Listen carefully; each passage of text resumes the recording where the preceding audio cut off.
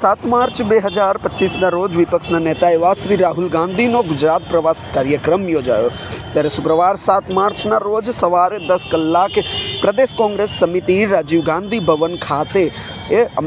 Rahul Gandhi PCC પ્રમુખો અને જીપીસીસીના વરિષ્ઠ નેતાઓ સાથે બેઠક કરી। ત્યારે 10:30 કલાકે પ્રદેશ કોંગ્રેસ સમિતિ રાજીવ ગાંધી ભવન અમદાવાદ ખાતે રાજકીય બાબતોની સમિતિની પણ બેઠક કરી।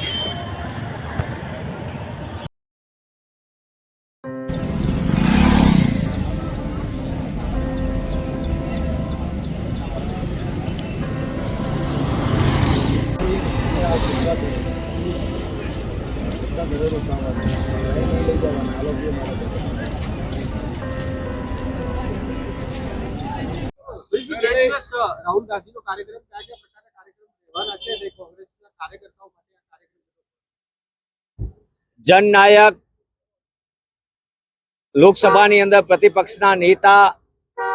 આદરણીય રાહુલજી ગાંધી સરદારની પાવન ભૂમિ પર 2 દિવસ પધારી રહ્યા છે। સમગ્ર ગુજરાતના કોંગ્રેસ કાર્યકર્તાઓમાં આગેવાનોમાં એક અનેરો ઉત્સાહ અને ઉર્જા જોવા મળી રહી છે। રાહુલજીના 2 દિવસના કાર્યક્રમમાં રાજીવ ગાંધી ભવન ખાતે જ્યાં આપણે સૌ ઊભા છીએ એ રાજીવ ગાંધી ભવન ખાતે સંગઠનના વિવિધ એટલે કે તાલુકા કક્ષાના નગરના પ્રમુખો તેની સાથે રાહુલજી સંવાદ કરવાના છે।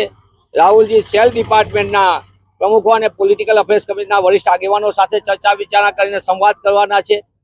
જિલ્લા પ્રમુખ અને શહેર પ્રમુખો સાથે પણ રાહુલજી સંવાદ કરવાના છે।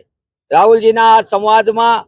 વન વે કોમ્યુનિકેશન નહીં પણ 2 વે કોમ્યુનિકેશન એટલા માટે કે કાર્યકર્તાના મનમાં શું વાત પડી છે, તાલુકા કક્ષાએ કામ કરતા પ્રમુખના મનમાં કઈ વાત છે,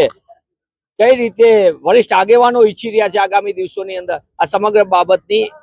7મી માર્ચના આજના દિવસે સમગ્ર ચર્ચા થશે ને એ બેઠકો સંપૂર્ણપણે સંગઠનને કઈ કઈ દિશા નિર્દેશ આપી એ દિશામાં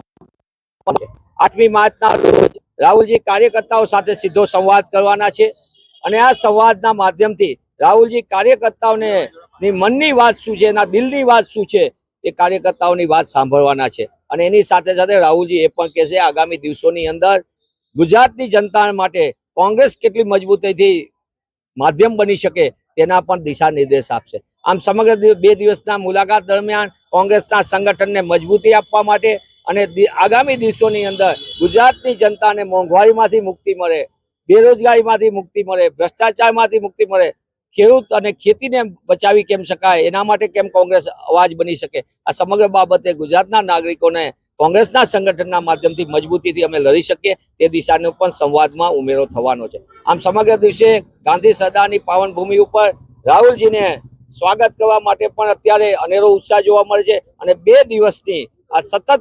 કાર્યકર્તાઓ સાથેથી લઈને પદાધિકારી જે અમારે જિલ્લા કક્ષાએ તાલુકા કક્ષાએ જેમની જવાબદારી છે પ્રમુખ તરીકે એમની સાથેનો વાર્તાલાપ અને વરિષ્ઠ નેતાઓ સાથેનો સંવાદ એનાથી કોંગ્રેસને એક નવી દિશા નિર્દેશ મળશે અને કોંગ્રેસને સંગઠનને કેમ મજબૂત કરી શકાય તેના માટે રાષ્ટ્રીય નેતૃત્વએ જે નક્કી કર્યું હતું બેલગાવી સંમેલનની અંદર ત્યાંની બેઠકમાં અને એના આધારે એ દિશામાં ગુજરાતને સૌથી પ્રથમ તક આપી એના માટે પણ ગુજરાત કોંગ્રેસના કાર્યકર્તા તરીકે અમે ગૌરવ અનુભવીએ છીએ।